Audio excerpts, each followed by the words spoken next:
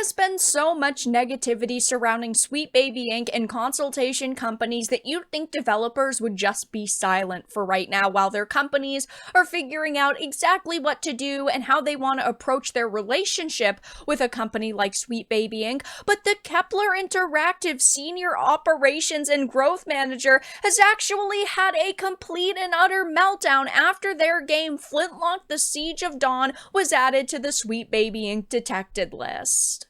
I have a few different things that I want to show off, but before we get into the topic, if you enjoy the content I create, check out the links in the description, follow me on social media, and consider supporting through Patreon or through YouTube memberships. Now, I of course think that this is hilarious because at this point, there should be developers who are just not saying anything about Sweet Baby Inc. or these narrative consultation companies, especially if they work at a company who is working with one of those groups.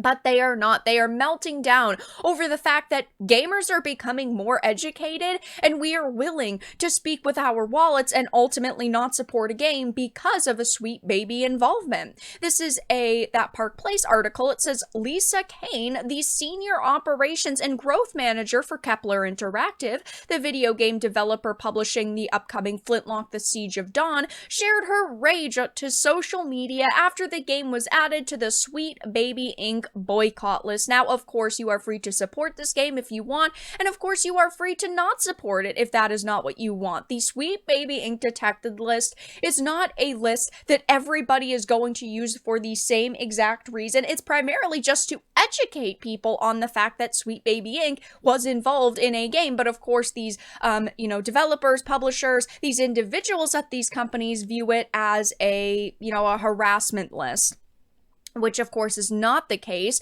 It says, of course, Cabrutus Rambo announced the game's inclusion to the boycott list, posting on X, "Hey guys, I added another game to my curator list. The game is called Flintlock: The Siege of Dawn, and as shown in the physical copy of Edge magazine, it involves Kim Belair, the Sweet Baby Inc. CEO."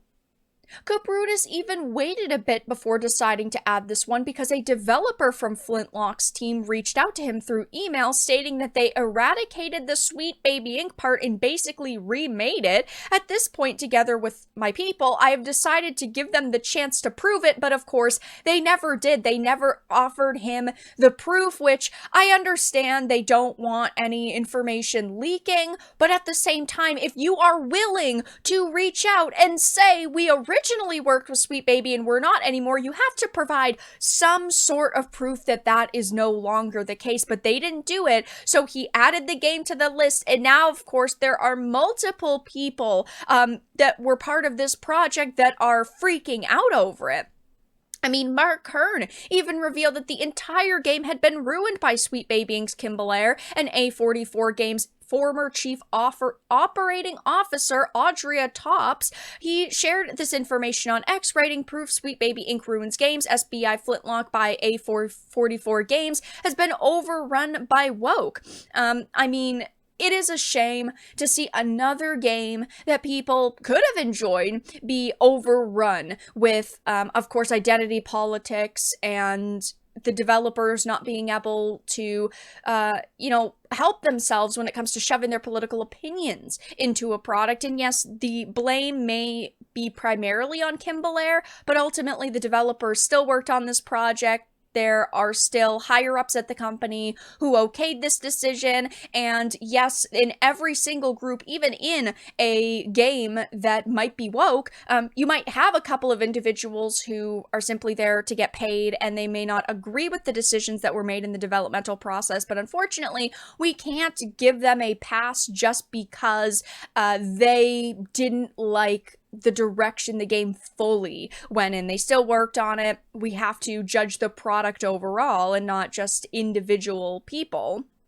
And interestingly enough, the protagonist of Flintlock used to be white, but when the COO joined the studio, her first action was to change the character and hire Sweet Baby Inc. and change the main character to be a person of color. And of course, following Mark's thread, Kane took to X where she wrote, absolutely fuming, vibrating off the fucking plane of reality. This piss-weak pseudo-journalism that far-right Gamergate are taking is so vile, incredible to see in real time and closer to home. How wrong Grums is, of course they add the asterisk so it's not fully spelling his name, and how damaging he and his weird troop are. I don't think that she understands how damaging her and her weird troop are. I don't think she understands that the reason why people have to go on social media and research games and call out those games is because of the damage that her group is doing, that developers like her and her team and what they are doing, how they are damaging the industry. If they were not, being weirdos, if they were not injecting their personal political opinions and identity politics into titles, we wouldn't have to sit here and call them out. But of course, these people only have one card to play, and that is, how could these terrible men go after this project that features a stunning and brave female of color lead? How could they do this? Why are they being such racists? Because you just know that's what she means if you read between the lines. And of course, instead of just trying to have a conversation with Mark or with Cabrutus, she decided to claim that she was the victim of harassment, but she almost instantly protected her posts after she made that tweet and she started receiving a little bit of pushback. And these people call anything harassment, even when you're fairly criticizing them or their product or their company in general, you are called a harasser, which of course is just not okay. If she actually wanted to have a conversation about this game, there's a plethora of content creators, whether it's Mark or Cabrutus or even someone like me, who would have a conversation with them, a fair sit-down adult conversation, but that's not what these people want to do. They want to play the victim. They want to call us racists and sexists and every name under the sun without any sort of repercussion, and that's just not what's going to happen. The reason why Sweet Baby Ink Detected has blown up is because consumers are becoming more educated. And what is the bane of these people's existence? The educated consumer. When you find out that there is a company or an individual affiliated with a project and you don't want to support them, you don't spend your money. And that is exactly what they don't want to happen, because they need to make money in order to stay afloat, which I get, right? Every company needs to make money, but they also need to be making good, high quality products and respect their consumers. And that's just not what's happening right now.